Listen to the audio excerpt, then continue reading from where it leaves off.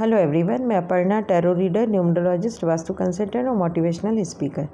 आज मैं आपके सामने लूशो ग्रिड फिर से लेकर आई हूँ और आज हम देखेंगे कि लूशो ग्रिड किसी की भी डेट ऑफ बर्थ से हम उनकी ग्रिड बनाकर और मैरिज कंपैटिबिलिटी किस तरह देखेंगे। मैंने पहले भी बताया हुआ है कि लूशो ग्रिड, अगर आपको और ज़्यादा कुछ नहीं आता है न्यूमरोलॉजी की बात कर रही हूँ, तो आप लूशो ग्रिड से भी किसी भी इंसान के बारे में, किसी भी पर्सन के बारे में आप उनका कैरियर या उनकी नेचर, उनका फ्यूचर या मैरिज से रिलेटेड आप उनकी प्रेडिक्शन दे सकते हैं। आज मैं आपको बताने जा रही हूँ कि मैरिज की कंपैटिबिलिटी हम लूशो ग्रिड से कैसे देखेंगे। ये मैंने सामने लूशो ग्रिड बनाया हुआ है, आप देखिए। इसमें सेम ये इनके जो है ये नंबर फिक्स रहते हैं। ऐसा नहीं है कि आप अपने हिसाब से कुछ नंबर चेंजेस करेंगे। तो ये लूशो ग्रिड में यही नंबर्स लिखे जाते हैं। जैसे फर्स्ट लाइन है 492, सेकंड लाइन में है 357, थर्ड लाइन में है 816। फिर इधर देखेंगे तो 438। अब मैं आपको लाइन का मीनिंग भी बता देती हूँ, एक बार रिवाइज करा देती हूँ। 438 ये जो लाइन है, इनका विजन प्लेन, अगर किसी की ये लाइन पूरी कंप्लीट हो रही है तो उनका विजन पावर जो है वो बहुत अच्छा है। वो दूरदर्शिता जो बोलते हैं वो उनकी बहुत अच्छी है। 951 वाले, अगर इनका किसी का ये पूरा कंप्लीट है तो उनका विल पावर बहुत स्ट्रांग है।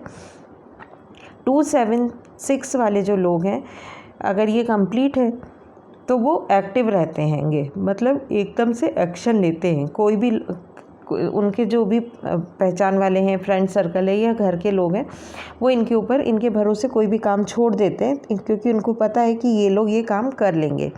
इसी तरह 492 अगर किसी का कंप्लीट है तो वो उनका माइंड प्लेन कंप्लीट है, मतलब कि वो दिमाग से ज़्यादा सोचकर कोई भी काम करते हैं, कोई भी डिसीजन लेते हैं तो वो दिमाग, जो उनका दिमाग कहता है वो उसके हिसाब से डिसीजन लेते हैं।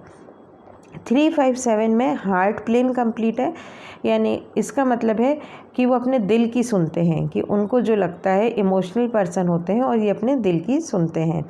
816 वाले लोग जो है वो प्रैक्टिकल होते हैं और वो कोई भी डिसीजन प्रैक्टिकल होके लेते हैं। अब हम बात कर रहे हैं मैरिज कंपैटिबिलिटी की।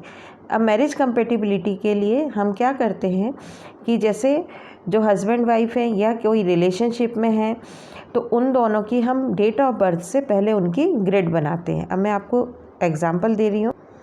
ये देखिए, मैंने डेट ऑफ बर्थ ली हुई है 1 फरवरी 1997, 1 फरवरी 1997। अब पहले तो हम इनका बेसिक नंबर यानी कि मूलांक निकालेंगे और फिर डेस्टिनी नंबर मतलब कि भाग्यांक निकालेंगे। ये दोनों ही की हमको ज़रूरत होती है। कई बार हम इसमें लूशो ग्रिड में कुआ नंबर भी लेते हैं। मैंने आज इसमें कुआ नंबर नहीं लिया है, मैं बेसिक नंबर, मतलब जनरली जैसे प्रेडिक्शन दिया जाता है उसी के हिसाब से मैं आपको ग्रिड बना के एग्जाम्पल दे रही हूँ। 1 फरवरी 1997 है तो इनका मूलांक क्या हुआ? 1 हुआ, क्योंकि 1 तारीख ही है केवल। जो बर्थ डेट होती है हम केवल उसी को लेते हैं बेसिक नंबर के लिए। और डेस्टिनी नंबर मतलब भाग्यांक के लिए हम पूरी डेट ऑफ बर्थ को लेते हैं। जैसे 1 + 2 + 1 + 9 + 9 + 7।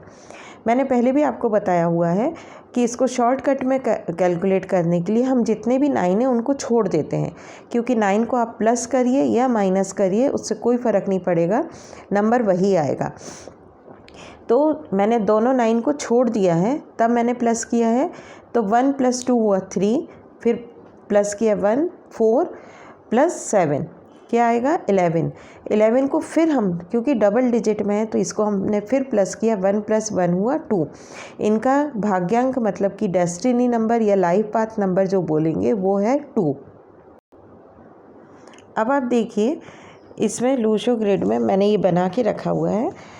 सबसे पहले इनकी बर्थ डेट का जो 1 है वो ले लिया, फिर उसके बाद 2 आ रहा है इनका मंथ है 2, वो हमने लिया, मंथ ले लिया। फिर 1997 तो 19 का फिर 1 है वो लिख लिया। 99 है 19 99, तो 99 लिख लिया। फिर ये 7 है, ये 7 लिख लिया। उसके बाद ये जो आ रहा है 2 क्या है इनका? डेस्टिनी नंबर, मतलब भाग्यांक, तो हमने उसको भाग्यांक को भी लिख लिया। इस तरह से ये जो फीमेल है उसकी हमने ग्रिड बना ली। अब मैं इसको एक्सप्लेन इसलिए नहीं कर रही हूँ क्योंकि हमें मैरिज कंपैटिबिलिटी देखनी है। मैरिज कंपैटिबिलिटी के लिए जो मेल है उसकी बर्थ डेट से भी हम उसकी ग्रिड। अब देखिए ये मैंने बर्थ डेट ली है 14 मार्च 1996, 14 मार्च 1996। डबल डिजिट में है तो इसको हम सिंगल डिजिट में लेंगे, बेसिक नंबर मतलब कि मूलांक निकालने के लिए। तो 1 + 4 हुआ 5, 5 क्या हुआ इनका? मूलांक हो गया। 3 मतलब मार्च का आ गया 3। डेस्टिनी नंबर के लिए हम इसको पूरी बर्थ डेट को प्लस करेंगे। 1 + 4 + 3 + 1 + 9 + 9 + 6। जैसे कि मैंने पहले भी बताया कि 9 को हम छोड़ देंगे, दोनों 9 को हम छोड़ देंगे क्योंकि प्लस या माइनस से कोई फ़र्क नहीं पड़ेगा 9 को प्लस या माइनस करने से। तो मैंने यहाँ 15 लिया है। 15 कैसे आया? 1 + 4 + 3 + 1 + 6, ये आया 15। ये चूँकि डबल डिजिट में, इसको फिर हमने प्लस कर लिया। 1 + 6 हुआ, 1 + 5 5 हुआ 6, 6 इनका क्या हुआ? भाग्यांक हो गया। अब इनकी ग्रिड हम बनाएंगे। अब देखिए इनकी ग्रिड हमने बनाई है। 14 थी डेट ऑफ बर्थ, तो 14 का 1 यहाँ लिख लिया, 4 इधर लिख लिया। फिर मार्च का 3 यहाँ लिख गया क्योंकि ये 3 जिस जगह में लूचो ग्रिड में जो नंबर जिस जगह है हम उसी जगह लिखेंगे, अपने मन से हम चेंज नहीं करते हैं। तो ये 3 मार्च का लिख लिया। फिर 1996 है तो ये 1 लिख लिया, 19 का 99 ये आ गया, और 6 इनका ये था, 96 था तो 9 इधर आ गया और 6 आ गया। फिर 6 हमने फिर से क्यों लिखा है? क्योंकि इनका भाग्यांक 6 है। अब अभी तक आप सोच रहे होंगे कि ये तो पहले भी बताया हुआ है, वही बता रहे हैं। अब इसके आगे का आप देखिए, मैरिज कंपैटिबिलिटी के लिए हम क्या देखते हैं। अब ये दोनों ग्रिड मैं आपको दिखा रही हूँ। अब आप देखिए मैरिज कंपैटिबिलिटी के लिए हम क्या क्या देखते हैं। अगर जैसे इस ग्रिड में जो नंबर मिसिंग है और इनके पास हैं तो क्या कहते हैं कि ये इस नंबर को ये इनको दे देंगे, या फिर इस ग्रिड में ज़्यादा नंबर है इनके पास मिसिंग है तो ये इस नंबर को दे देंगी। तो उस हिसाब से फिर हम एक ग्रिड बनाते हैं। मैं आपको एक ग्रिड बना के दिखा देती हूँ। इधर पे मैं थोड़ा सा एक्सप्लेन कर रही हूँ। देखिए इनके पास 9 है, इधर 9 है और इनके पास भी 9 है, तो इसको हम एक्सचेंज नहीं करेंगे। 1 इधर भी है, 1 इधर भी, इसको हम एक्सचेंज नहीं करेंगे। यहाँ पर 7 नहीं है, 2 नहीं है, तो 2 और 7 इधर है तो उसको हम यहाँ लिख लेंगे। और इसी तरह 8 इसमें भी नहीं है, 8 इसमें भी नहीं है, तो ये दोनों ही एक्सचेंज नहीं करेंगे। इनके पास 4, 3 और 6 है, ये 3 नंबर है तो ये 3 नंबर ये इसको देंगे। मैं अब आपको लिख के बता, देखिए मैंने नंबर लिख दिए हैं। मैंने आपको पहले भी बताया है कि यहाँ जो है अपन ने जो मेल की ली है ग्रिड बनाई है, इसमें 2 और 7 नहीं था, तो 2 और 7 हमने इधर से लिया। इनके मतलब जो फीमेल है या वाइफ बोल लीजिए, तो वाइफ ने इधर 2 और 7 दे दिया इनको नंबर। लेकिन वाइफ की ग्रिड में बहुत कम नंबर थे तो यहाँ पे 4, 3, 5 और 6 ये 4 नंबर जो है वो यहाँ दिए गए हैं। 4, 3, 5 और 6 इनकी जो मैरिज कंपैटिबिलिटी की बात हम करें तो ये 99% या 90% हम बोल सकते हैं कि 90% ये मैरिज सक्सेसफुल रहेगी, इनकी अच्छी मैरिड लाइफ रहेगी। लेकिन कौन ज़्यादा सेक्रीफाइस करेगा या कौन ज़्यादा एडजस्टमेंट करेगा लाइफ में, ये हम कैसे बताएंगे? ये हम इस तरह बताते हैं कि जो भी ज़्यादा नंबर दे रहा है, यहाँ पे हस्बैंड ज़्यादा नंबर दे रहा है, यहाँ पे 4 नंबर है 4, 3, 5 और 6, ये 4 नंबर इन्होंने इनको दिए हैं इनकी ग्रिड कंप्लीट करने के लिए। तो इसका मतलब कि जो हस्बैंड है वो ज़्यादा कोऑपरेट करेंगे मैरिड लाइफ के लिए, वो ज़्यादा एडजस्टमेंट करेंगे, और जो वाइफ है वो कम एडजस्टमेंट करेंगी हस्बैंड के साथ। मतलब जो मैरिड लाइफ है, जो उनकी लाइफ हैगी उसमें वो कम एडजस्टमेंट करेंगी और जो हस्बैंड है वो कोऑपरेटिव नेचर के होंगे और वो ज़्यादा कोऑपरेट करेंगे। ये इस तरह से हम बताते हैं। मुझे उम्मीद है कि इतना आपको समझ में आ गया होगा।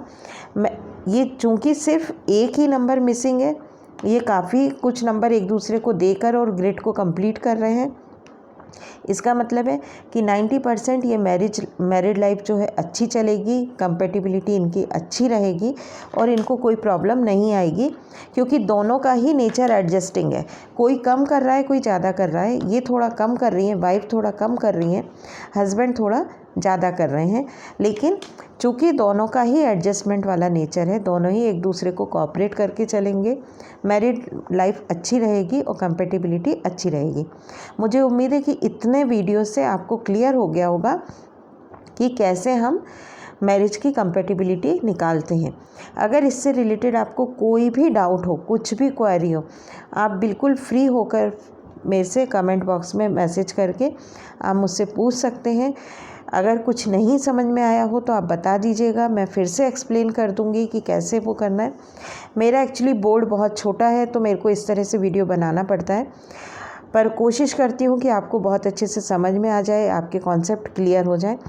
मेन मोटिव होता है कॉन्सेप्ट क्लियर करना। आपके कॉन्सेप्ट क्लियर हो जाए, आपका जो भी आपके क्लाइंट आए आप उनको सेटिस्फाइड कर पाएँ और आप अपना एक खुद का काम शुरू कर पाएँ। मैं वीडियोज़ इसलिए बना रही हूँ कि जो भी हाउस वाइफ हैं और वो कुछ ऐसा काम करना चाहती हैं कि जो घर से ही शुरू करना चाहती हैं,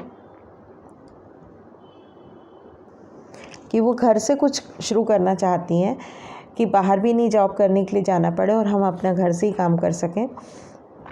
इस मेन पर्पस मेरा यही है वीडियोस बनाने का कि आप घर रहकर सीख सकती हैं। अगर आपके पास फाइनेंशियल प्रॉब्लम है तो आप विदाउट एनी फीस के आप ये सीख सकती हैं और इसीलिए आपके जो भी क्वेरी हैं मैं कोशिश करती हूँ कि उनको सॉल्व करने की। ये मैं मतलब बेसिक टू एडवांस ही मैं आपको सिखा रही हूँ। कोशिश कर रही हूँ कि बहुत अच्छे से मैं आपको सिखा पाऊँ। लेकिन अगर कुछ प्रॉब्लम आ रही है, मेरे पेड कोर्सेज़ भी हैं, अगर कोई वो मेरा पेड कोर्स लेना चाहे तो वो ले सकता है। मैंने अपना व्हाट्सएप नंबर ऑलरेडी डाला हुआ है, तो आप मुझे मैसेज करके मेरे पेड कोर्स ले सकते हैं।